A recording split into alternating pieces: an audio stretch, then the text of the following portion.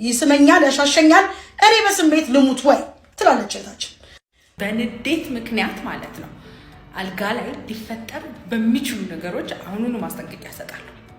60% የሚሆኑት ስንፈተ ወሲቦች ባይዘው ስነ ልቦናዊ ናቸው።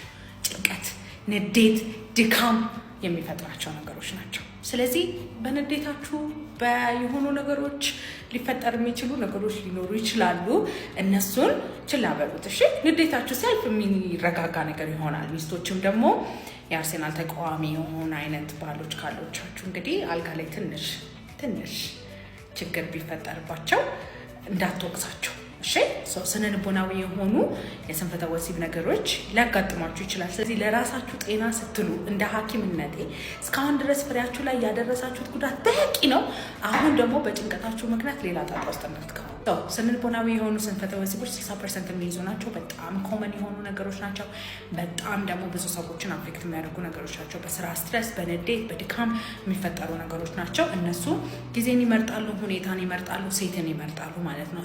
ስነ ልቦናዊ ያልሆነ አይነት ስንፈተ ወሲብ አለብኝ ካላችሁ ቶሎ መጨረሱ በጣም ተደጋጋሚ ሆኖ ይመጣል። የብልት አለመቆም ችግራችሁ ጠዋትም አይቆምም። እንደዛ ሲሆን አካላዊ ነው ማለት ነው። ደም ስር ላይ፣ ጡንቻ ላይ፣ ነርቭ ላይ፣ ሆርሞን ላይ ያሉ ችግሮች አሉ። መታከም ትችላላችሁ ማለት ነው። 50 ዓመቴ ነው መታከም እችላለሁ? አዎ ይችላሉ። እድሜ አይወስነው ባይዘይ የቶሎ መጨረስም የብልት አለመቆም ችግርም የማንኛውም ስንፈተ ወሲብ መታከም ከፈለጋችሁ እድሜ የሚገድባችሁ ነገር የለም። እኔ ባይዘይ ማለት ነው 18 ዓመት ክላይንት አለኝ፣ 75 ዓመት ድረስ ክላይንት አለኝ ባይዘይ። አረ 50 ዓመት ማገናኖት እንዴ መተው እናስተካክልሎታለን፣ ችግር የለውም። ብልት አለመቆም ችግር ነው ወይ አስቸገረው ቶሎ መጨረስ ነው ወይ የፍላጎት ማነስ ነው ወይ የሚለውን ነገር በጣም ዲቴይል ስለምጠይቁት ያለቦትን ችግር በሙሉ መተው መናገር ይችላሉ። ማንኛውም እድሜ ማንኛውም ስንፈተ ወሲብ መታከም ከፈለጋችሁ ባዮ ላይ ያለው ስልክ ቁጥር ደውላችሁ ቀጠሮ ማስያዝ ትችላላችሁ። ባይ ባይ። አንዳንድ ወንዶች የቶሎ መጨረስ ችግር ሳይኖርባቸው ቶሎ መጨረስ አለብኝ ብለው ይመጣሉ። እንደዚህ የሚሉ ወንዶች ደግሞ አልፎ አልፎ የሚከሰት የቶሎ መጨረስ ሲኖርባቸው፣ ነገር ግን አብዛኛውን ጊዜ ደግሞ በኖርማል በምንለው ታይም የሚጨርሱ፣ ሌላኞቹ ደግሞ ሰዓታቸው ኖርማል ሆኖ ነገር ግን ከባለቤታቸው ቀድሞ ስለጨረሱ ወይም ደግሞ ለራሳቸው ቀድሞ የጨረሱ የሚመስላቸው ማለት ነው። ስለዚህ መምጣት ያለባችሁ ከ6 ወር በላይ ሲቆይ እንዲሁም ደግሞ ከ1 ደቂቃ በታች ወይም ደግሞ ከ3 ደቂቃ በታች እንደ ሁኔታው የምትጨርሱ ከሆነ እንዲሁም ደግሞ በግንኙነታችሁ ከ75% በላይ የሚሆነውን ጊዜ በቶሎ መጨረስ የሚያልቅ መሆን አለበት። ከዛ በተጨማሪ ሪሌሽንሺፓችሁ ላይ ደግሞ ጫና የሚያሳድር ከሆነና ከአንደኛ ዙር አልፎም ሁለተኛ ዙር ላይም እንደዚህ አይነት ነገር የሚታይ ከሆነ ብቻ ነው መምጣት ያለባችሁ። በማንኛውም ስንፈተ ወሲብ ዙሪያ መታከም ከፈለጋችሁ ባዮ ላይ ስልክ አለ። ዶክተር ቤቴል ነኝ። ባይ። ይስመኛል ያሻሸኛል እኔ በስሜት ልሙት ወይ ትላለች እህታችን። ወይኔ በጣም የሚያሳዝን ታሪክ ነው እህታችን፣ አብረን እንስማት። በጣም አዝኛለሁ ጋይስ። ሰላም እህቴ፣ አደራ በማርያም ስሜ እንዲታይ አልፈልግም። ክሬ ሲያመኝ ተውኩት እና ከዛ አረግዛለሁ ብዬ ስለምፈራ ራሴን በራሴ እያረካው ይኸው 12 ዓመት አስቆጠርኩ። ኃጢአት በሽታ መሆኑን አላቅም ነበር። አሁን ለማቆም እየሞከርኩ ነው እና አሁን ፍቅረኛዬ በጣም እወደዋለሁ። 6 ወራችን ነው። በተደጋጋሚ ተሳስመን ነው የምንለያየው። እሱ ግን ፊንገር ሊያደርገኝ ሞከረ። እኔ አልወድም። አሁን ተጣልተናል። ምን እንደሆነ ችግሩ ሱሪውን ለራሱ አያወልቅም። ይስመኛል ያሻሸኛል እኔ በስሜት ልሙት ወይ ምን ላድርግ ትላለች እህታችን። ስለዚህ በጣም የሚያሳዝን ታሪክ ነው ጋይስ። የኔ እናት በመጀመሪያ እንግዲህ ልጅ እያለሽ ሞክረሽ መሞከር በሌለብሽ እድሜ እና በጣም ከባድ የሆነ ትራማ ውስጥ ነሽ ያለሽው እስከምረዳው ድረስ እና እህት ወንድሞቼ የባካችሁ ኮሜንት ሴክሽን ላይ መጣችሁ የምትሏትን በሏት። እንግዲህ እኔ ልረዳሽና እንትን የምችለው ምንድነው በጣም መላመድ ነው ያለብሽ። ኦልሬዲ አሁን ራስሽን እየጎዳሽ ነው። ይሄ ምንድነው ራስን ማርካት የሚባለው ነገር ትስዴስ በጣም እኔ ጋር በጣም እየተላከ ነው። ይሄም እንደው በጣም በማርያም ብለሽ ስለላክሽልኝ እኔ በእውነት እንግዲህ እዚህ ጋር ሁሉም ሰው መፍትሄ አያጣም፣ አንቺም ትማሪያለሽ የሚል ነገር ስላለ ከዚህ ነገር ራስሽን አስወግጂ። እቤት ብቻሽን የምትሆኝባቸውን ሰዓቶች ሁሉ አጥፊ። በተሻለሽ አቅም ውጪ፣ ጸልይ፣ ስገጂ። እንደዚህ አይነት መጥፎ ነገሮችን የሚያስወግደው ይሄ ነው። አረግዛለሁ ብለሽ መፍራት የለብሽም። ትክክለኛ ሪሌሽንሽፕ ከሆነ ትዳር ከሆነ ማርገዝና መውለድ ግዴታ የሰው ልጅ የተፈጥሮ ግዴታችን ስለሆነ መሆን አለበት። ጋይስ እዚህ ጋር ግን በጣም ደስ የሚል ትልቅ የምስራች ትልቅ ዜና ይዤላችሁ መጥቻለሁኝ ጋይስ። የውጪ እድል ነው። ውጭ ሀገር ለመሄድ የምትፈልጉ ሁሉ ውጭ ሀገር ሄዳችሁ ስራ ሰርታችሁ ራሴን ህይወቴን ቀይራለሁ ብላችሁ የምታስቡ ሰዎች ካላችሁ በውስጥ በኩል ዲኤም አድርጉልኝ። በጣም በጣም በጣም ቆንጆ እድል ነው። በጣም ጥሩ እድል ነው። ትራይት ላለውኝ እህቴ እባክሽ በጸሎት ራስሽን ደግፊ። ከቦይፍሬንድሽ ጋር ለመቀራረብ ሞክሪ። እውነት ነው በስሜት ልፈንዳ ያልሽው ነገር ልክ ነው። እሱ ማይስማማሽ ከሆነ ደግሞ አንደኛ ነገር በእርግጥ እኔ አሁን ሴክሹዋል ግንኙነትን ከጋብቻ በፊት አልደግፍም። ግን አንቺ ኦልሬዲ የጀመርኩት ነገር ነው ገብቼበታለሁ ብለሽ የምታስቢ ከሆነ ግን በእነዚህ ነገር ማትጣጣሙ ከሆነ ሌላ እድል ሌላ ቻንስ ለራስሽ እየሰጠሽ ምክንያቱም ይሄ ትዳርሽ እንኳን ከሆነ ለወደፊት ብዙ አይነት ጣጣዎችን ያመጣብሻል ብዬ አስባለሁ። ስለዚህ የውጭውን እድል በመሞከር የምትፈልጉ ሰዎች ካላችሁ 0978 81 94 84 ላይ ደውሉልን ጋይስ። በጣም ጥሩ እድል ነው። ቼክ ኢት እና ማድረግ ያለብሽ ነገር ይሄ ሼም ትራውማ ምናምን የሚባሉ ነገሮች ተደብቃችሁ የምታደርጓቸው ነገሮች ከራሳችሁ አስወግዱ። ይሄ መልእክት ለአንዴና ለመጨረሻ ጊዜ ነው የምናገረው። ራሴን አረካለሁ አይጀርካፕ ሴክሹዋሊ ራሴን አስደስታለሁ የምትሉ ሴቶች፣ ወንዶች ሁላችሁም ይሄ መልእክት ለእናንተ ነው። ራሳችሁን ከእንደዚህ አይነት ነገር ቆጥቡ። ምንም አይነት ደስታ እንደማይሰጥ እረዳለሁኝ። በጣም ካደረጋችሁት በኋላ የሚሰማችሁ ጊልት፣ የሚሰማችሁ ህመም፣ የሚሰማችሁ ጭንቀት እረዳለሁኝ። ስለዚህ ከዛ ውስጥ ራሳችሁ እንዴት አድርጋችሁ የምታወጡት በቃ ብዙ ነገሮችን በማድረግ ኤክሰርሳይዞችን በማድረግ ወጣ ብላችሁ በምታምኑት እምነት በመጸለይ። አሁን አንቺ ጥሩ ፓርትነር የለሽም። እሱ ኦልሬዲ ግንኙነት ስታደርጉ በእጁ ለመሞከር ነው የሚፈልገው፣ ሊያስደስትሽ አልቻለም። ስለዚህ እሱን መተው ወይንም ደግሞ ኮንፍሮንት ማድረግ ፊት ለፊት አስቀምጠሽው ይሄ ነገር ይሆናል ወይ ምንቀጥልበት ምን ይሻላል ብለሽ ተነግሪውና የሚያስተካክል ከሆነ ያስተካክላል ስለምትወጁ ማለት ነው። የማያስተካክል ከሆነ ደግሞ የሰው ልጅ በትዳር ላይ ያለው ነገር ምንድነው? ሴክስ አንደኛው ቅመም ነው። ስለዚህ ይሄን ማጣት የለብሽም። ሪሌሽንሺፓችሁን እግዚአብሔር ይጠብቅልሽ። ከቻልሽ ሞክሪ ድልሽን፣ ካልሆነ ግን ሌላ ድል መሞከር ይሻላል ነው ማለት ነው። ጋይስ የምትሏትን በሏት ኮሜንት ሴክሽን ላይ መታችሁ ደውሉልን። የውጭው ድል አያምልጣችሁ። በጣም ትንሽ ድል ነው ያለው። እሱም ሞክሩ ጋይስ።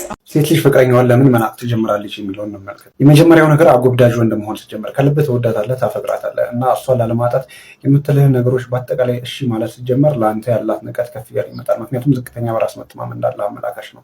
ሌላው ወሳኙ ነገር ደግሞ ምን መሰለህ? ከሌሎች ወንዶች ጋር ባላት ግንኙነት መቅናት ስትጀምር የመጨረሻ ራስን አማራጭ ቢስ አድርገህ ማሳሰብ ጀምራለህ። ማለትም እሷ እንደዛ ታስበህ እድሉን እየሰጣት ነው። ሴቶች ደግሞ ሁልጊዜም እነሱን ማጣት ማለት ይሄ ማጣት ፍራቻ ያለበትን ሰው ብዙ አያከብሩትም። ምክንያቱም የተሻለ አገኛለሁ ብሎ እንደማያስብ ነው እነሱ አንደርስታንድ የሚያደርጉት። እና ልክ እንዲህ አይነት አጎብዳጅ የሆኑ ባህሪዎችን ማሳየት ስትጀምር እሷ አንተ መናቅ ትጀምራለች። ሁለተኛው ነገር ስኬትህ ሲቆም አሊያም ደግሞ መቀነስ ሲጀምር ነው። ብዙ ጊዜ ሴቶች የሚወዱልህ ወንድነትህን ብቻ አይደለም፣ ለዓላማ ያለ ጽናት እንዲሁም ደግሞ ተነሳሽነት የመሳሰሉ ነገሮችን አብረው ያደንቁልሃል እንዲሁም እንደሚወዱልህ እና በፊት እሷን ከማግኘት በፊት ለዓላማ የነበረ ትጋት በጣም አንደኛ ነበረ። ትለፋ ነበር፣ ለራስህ በጣም ትደክም ነበር። ከዛ በኋላ ግን እሷ ወደ ህይወትህ ከመጣች በኋላ እነዛ ነገሮች መቀነስ ሲጀምሩ ወይም ደግሞ ማጣት ሲጀምር እሷም ለአንተ የነበራትን ክብር በዛው ልክ እየቀነሰች ትመጣለች። እዚህ ጋር አንድ ምሳሌ ላስረዳ። ፍራንሲስኮ ቶቲን የምታውቁት ከሆነ በተጫዋችነት ዘመኑ በጣም ሌጀንድ ነበር አለ። በጣም ሚዲያዎች ይጽፉለት ነበር፣ ያዳንቁለት ነበር እና ልክ ጫማውን ሲሰቅል ግን በአጠቃላይ እነዛ ነገሮች ቆሙ። በዛ ሰዓት ሚስቱ እሱ መናቅ ጀመረች። ምክንያቱም ሶፋ ላይ ተኝቶ መዋል ጀመረ። ይሄ በሀበሻ አባባል እና ምናልባት አንተን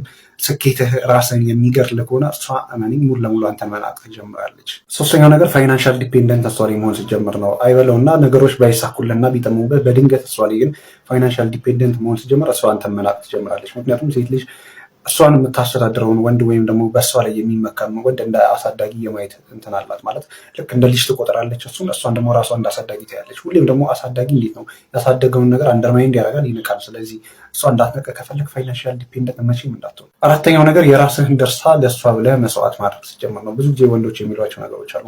ለአንቺ ስል ጓደኞችን ትቼ ለአንቺ ስል እንደዚሁ የመሳሰሉ ነገሮች በሴቶች ዘንድ ፍጹም ተቀባይነት የላቸው። ምክንያቱም ግንኙነቱን ሊድ የምታደርገው አንተ ነህ፣ እንዲሁም ደግሞ ባህሪህን መምራት ያለብህ አንተ ነህ። ብዙ ጊዜ ሴቶች የደስታ አካል እንጂ ደስታ መሆንን አይፈልጉም። ምክንያቱም ለአንቺ ብዬ ጓደኛዬን ተንኩ፣ ለአንቺ ብዬ ይህን አደረኩ የመሳሰሉ ነገሮችን በተናገርክ ቁጥር ለአንተ ያላት ንቀት ነው ከፍ እያለ ይመጣው። እንዳልኩ ሴት ልጅ የደስታ አካል እንጂ ደስታ መሆን አትፈልግም ሙሉ ለሙሉ። በመጨረሻ ማወቅ ያለብህ ወሳኙ ነገር ተሳስተህም ቢሆን ለእርሷ ጥፋት ይቅርታ መጠየቅ ስትጀምር ነው። ወንድሜ እዚህ አንድ ነገር አስታውስ። ግንኙነት በሁለት ሰዎች የሚጸና ነው እንጂ በአንዱ ይቅር ባይነት ወይም ደግሞ በአንዱ ይቅርታ ጠያቂነት ሁሌም የሚቀጥል ግንኙነት አይደለም። ማለትም አንዱ ስለፈለገና ስለወደደ ብቻ ግንኙነቱን ማስቀጠል አይችልም። እሷ ስታጠፋ ይቅርታ ትጠይቃለች፣ አንተ ስታጠፋ ይቅርታ ትላለህ። ነገር ግን እንዳልኩ አንተ ከልብህ ስለምትወዳት አሊያም ደግሞ ስለምታፈቅራት ግንኙነቱ እንዲቀጥል ብቻ ለእሷም ጥፋት አንተ ደጋግመህ ይቅርታ የምትጠይቅ ከሆነ እመነኝ ያ ግንኙነት ማብቃቱ አይቀርም። የሚያበቃው ደግሞ እንዴት ነው? አንተን ንቃ ወይም ደግሞ የሌለህን ማንነት ሰጥታ ነው። ምክንያቱም እነዛን ነገሮች ስታደርግ ይሄ ልጅ ግንኙነቱን ስለሚወድ ወይም ደግሞ ይሄ ልጅ ግንኙነቱን ስለሚጠብቀው ብላ አይደለም የምትረዳው። እንዲሁም የአንተ ዊክ ፐርሶናሊቲ አድርጋ ማሰብ ጀምራለች። ከዛ ሌሎች የሚገዟትን ወንዶች ፍለጋ ትወጣለች። ስለዚህ እነዚህም ባህሪዎች ተሳስተህም ቢሆን እንዳታደርግ። ያቺ ልጅ እንድትወድህ እንድታፈቅርህ አሊያም ደግሞ ግንኙነቱ ቀጣይነት ያለው እንዲኖረው አያደርግ። ማንም ፊት አልሰጣቸውም፣ ማንም አልተንከባከባቸውም። ያን ሁሉ ነገር ግን ከግምት ሳያስገቡ ማድረግ ያለባቸውንና ማድረግ የሚገባቸውን ነገር ሁሉ አድርገው ከጎኔ ሆነው የአራስነት ጊዜ አለቀ። 45 ቀን ክትባት ልጄን ለማስከተብ ወደ ሆስፒታል ሲሄድ እኔ ነኝ ይዤሽ መሄደው ብሎ ባለቤቴ መጣ። ሆስፒታል ሄደን ልጃችንን አስከትበን ስንመጣ ወደ ቤት እንመለስ አለኝ። ከዚህ በኋላ ወደ አንተ ህይወት ፈጽሞ አንመለስም አልኩት። ያኔ ነበረ የማላቀው እውነተኛውን ባል ያገኘሁት። በጣም ይቅርታ ላደረኩሽ ነገር ሁሉ፣ ላሳለፍነው ነገር ሁሉ እሉስ ገብተሽ እሉስ ከተሽ ነው። ጥሩ ሰው አልሆንኩልሽም። እንዳንቺ መሆን አልነበረብኝም። አንዳችን እልህኛ ስንሆን አንዳችን መቀዝቀዝ ነበረብን። ነገር ግን የምትሳደቢያቸው የነበሩት ቃላቶች፣ ትዕቢትሽ፣ ንቀትሽ እጅግ በጣም ወንድነቴን ተፈታተነኝ። የማይገቡ ነገሮችን አድርጌሻለሁ፣ የማይገቡ ነገሮችንም አድርጌብሻለሁ። ከገባውበት መጥፎ ህይወት ወጥቻለሁ። ከዚህ በኋላ አንቺ የፈለግሽውን ያህል ጊዜ እጠብቅሻለሁ፣ እታገዝሻለሁ፣ እንከባከብሻለሁ። ልጃችንን ግን አብረን እናሳድገው። በጣም ጓጉቼ ያገኘሁት ልጅ ነው፣ በጣም ፈልጌ የተሰጠኝ ልጅ ነው እያለ ባሌ በዛች ሰዓት እኔን ይቅርታ የጠየቀበት መንገድ የሚደንቅ ነበረ። ይህን ሰው እስከ ዛሬ አይቼው አላቅም እንዴ በምለው ልክ አየሁት። ለመጀመሪያ ጊዜ አይኔን ከፍቼ ልቤን ከፍቼ በሐዘን የታየሁት፣ በፍቅር አየሁት። ለባሌ የሆነ ስሜት ተሰማኝ። ለመጀመሪያ ጊዜ ከዓመታት በኋላ እኔና ባሌ በተረጋጋ በተግባባና በተደማመጠ መልኩ አይን ላይን እየተያየን ጆሮ ተሰጣተን ያወራንባት የመጀመሪያዋ ቀን ናት።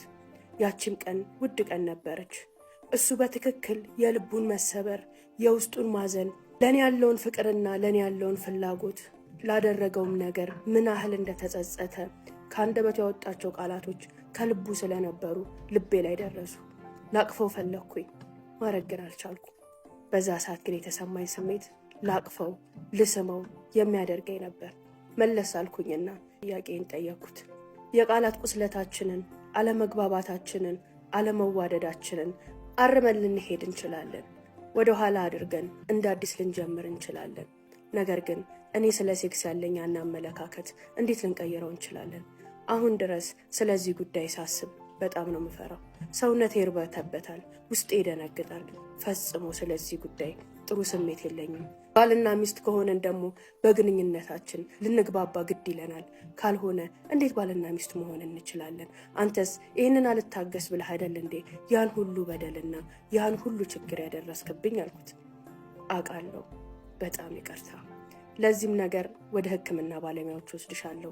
የፈጀብሽን ያህል ጊዜ ቢፈጅ በእርጋታና በትዕግስት ታክመሽ ድነሽ ለዚህ ነገር ፍላጎቱ ኖሮሽ ከራስሽ እስኪመጣ ድረስ በትዕግስት እጠብቅሻለሁ አለኝ። እሺ እሱንም ይሁን በሕክምና እናሳድሰው። ነገር ግን እኮ ቺት አርገህብኛል። ምንም ጊዜ ባንሰጣጥ፣ ምንም ባንሰማማ፣ ምንም እንደ ባልና ሚስት ባንሆን እንኳን ባደረከው ነገር ግን ውስጤ ቆስሏል። ተናድጃለሁ፣ ተቆጥቻለሁኝ። ሁሉንም ነገር ደግሞ እንደማቅ ታውቃለህ አልኩት። ያሳየሽኝ ጥላቻ፣ ያሳየሽኝ ንቀት ራሴን እንዳረጋግጥ አደረገኝ። እኔ ወደ መስሪያ ቤቴ ሲሄድ ከ100 በላይ ሰራተኞች አንገታቸውን አዘቅዝቀው በየሰዓቱና በየደቂቃው ቢሮ የሚመጡ ሴቶች ራሳቸውን አለሳልሰውና ተቅለስልሰው እኔን የነሱ ለማድረግ እኔን ለማማለል ብዙ ሲጥሩ አይቻለሁኝ። ሁሌም ግን ኢግኖር ሳረጋቸው አንድ ቀን ፊት ሳልሰጣቸው ነው የኖርኩት። አንቺን ለትዳር ስመርጥሽ ጨዋ የጨዋ ልጅ መልካም ሴት ናት፣ ጥሩ ሴት ናት፣ ስነ ምግባሯም ዲኗም ያማረ ነው ተብዬ ወደ እኔ መጣሽ። ካንቺ ያገኘሁት ጥላቻና ካንቺ የተዘነዘረብኝ ንቀት ግን ወደ ማለቋቋመው እልህ ውስጥ አስገባኝ። እውነት ምወደድ ሰው አይደለሁም፣ እውነት ምፈለግ ሰው አይደለሁም የሚለውን ስሜቴን ማረጋገጥ ፈለግኩኝ። ያም ነው ትክክል ወዳልሆነው መንገድ የመራኝ። እውነት ለመናገር እነዚህ ዓመታቶች በምን አይነት መንፈስ ውስጥ በምን አይነት ንዴትና ስሜት ውስጥ እንደነበርኩ በፍጹም አላውቀውም። እኔን ያልነበርኩም። ውስጤ ላይ ሌላ ባዕድ ነገር አብሮኝ ይንቀሳቀስ ነበር። እገኝባቸዋለሁ ማለላቸው ቦታዎች ላይ ተገኝቻለሁ። አሳልፋለሁ ብዬ አስቤ የማላውቀውን ህይወት አሳልፌያለሁ። በትዳሬ ውስጥ እሆነዋለሁ ብዬ እማልገምተውን ሰው ሆኜ ራሴን አግኝቼዋለሁ። አሁን ግን ተመልሻለሁ። በቃ እኔ አልነበርኩም። አሁን እያወራሽ ያለሽው ትክክለኛውን እኔነቴን ነው። ከዚህ በፊት ግን ያገኘሽው የሆነ ነገር የተጸናወተው በሆነ ነገር ውስጥ እያለፈ የነበረ በቁጣና በልህ ይነዳ የነበረ የሆነን ሰውዬ ነው አለኝ። እውነቱን ነበረ። የዛሬው ሰውዬና በፊት አብሬ የነበርኩት ሰውዬ ጭራሽ አይገናኙም። በዛች ሰዓትና በዛች ደቂቃ ውስጥ እሺ ብዬው ተከትዬው ወደ ቤቴ መሄድ ፈልጌ ነበር። ነገር ግን አሁንም ቢሆን ልቤ እዚህ ትዳር ላይ እርፍ አላለልኝም፣ እርግት አላለልኝም። ነገ አንድ ነገር ተፈጥሮ ዞሮ የሚሄድባቸው እምገባባቸው ቤተሰቦቼ ናቸው። ሁሉንም ነገር እነሱ ማወቅ አለባቸው ብዬ አሰብኩኝ። የሚገርምሽ ነገር ሀውለት የዛ ዕለት ከቤት ስወጣ ከቤተሰቦቼ ጋር ተነጋግሬ የወጣሁት አንድ ነገር ስለ ፍቺው ነግሬው እንደምመጣ ነው የሚጠብቁት። ያንን ዶልተን አውርተን ወሮቹን ሙሉ በዚህ ጉዳይ ላይ ተወያይተን ጨርሰናል ከቤተሰቦቼ ጋር በፍቺ። አዎ ዛሬ ስንገናኝ አሳውቂው ውሳኔውን ይወስን ብለው ነበር ከቤት የወጣሁት። እዚህ ጋር ስመጣ ግን የሆነው ነገር ሌላ ተገላቢጦሽ። ባሌን ለመጀመሪያ ጊዜ አይቼው፣ ለመጀመሪያ ጊዜ ተረድቼው፣ ለመጀመሪያ ጊዜ ወድጄው ወደ ቤት የተመለስኩ። ቀናት ስጠኝ ላስብበትና እነግርሃለሁ አልኩት። እሺ አለኝ። እቤት ስገባ ሙሉ ቤተሰቤ ስፍስፍ ብሎ ጆሮው ቆሞ አፉ ተከፍቶ ጠበቀኝ። የፍቹን ዜና ሊሰሙ፣ የጸባችንን ዜና ሊሰሙ ስፍስፍ ብለው ነበረ። ሳያቸው እምላቸው ግራ ገባኝ። እንድፋታ እንደሚፈልጉ ባቅም በዚህ ደረጃ ግን ፍቼን የፈለጉት በዚህ ደረጃ የጠበቅኩት አልመሰለኝም ነበረ። ስለዚህ ትንሽ ቢናደዱብኝም ትንሽ ቅር ቢላቸውም ይረዱኛል። ትዳሬ ላይ መመለሴን ትዳሬ ሁለተኛ እድል መስጠቴን ይወዱታል ብዬ አስቤ ነበር። እንደገባው ነገርኳቸው የሆነውን የተፈጠረውን ያለኝን ይቅርታ እንዴት እንደጠየቀኝ ነገሮችን እንዴት ለማስተካከል ቃል እንደገባልኝ ስነግራቸው ተንሰፍስፎ የነበረው ስሜታቸው ኩምሽሽ ሲል ተሰማኝ። እና አንቺስ ምን አልሽው አሉኝ።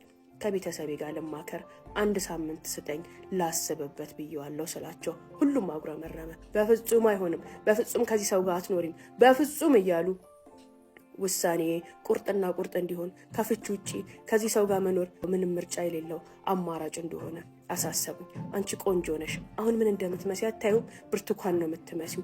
ምን የመሰለውን ሰው የምትወጂውን የሚወድሽን ታገኛለሽ። ከዚህ አውሬ ጋማ መኖር የለብሽም እያሉ ከግራ ከቀኝ አጣደፉኝ። ትንሽ ግራ ተጋባው። ለምን ፈለጉት የዚህን ያህል? እኔ ደስተኛ ከሆንኩኝ፣ እኔ ከፈለግኩኝ፣ እኔ መኖር ከመረጥኩኝ ቤተሰቤ መፋታቴን ለምን ፈለገ እያልኩኝ ባይተዋር ሆኜ ማሰብ ጀመርኩኝ። ከሁለት በዛ ሰዓት ነበር አንድ ነገር የገባኝ።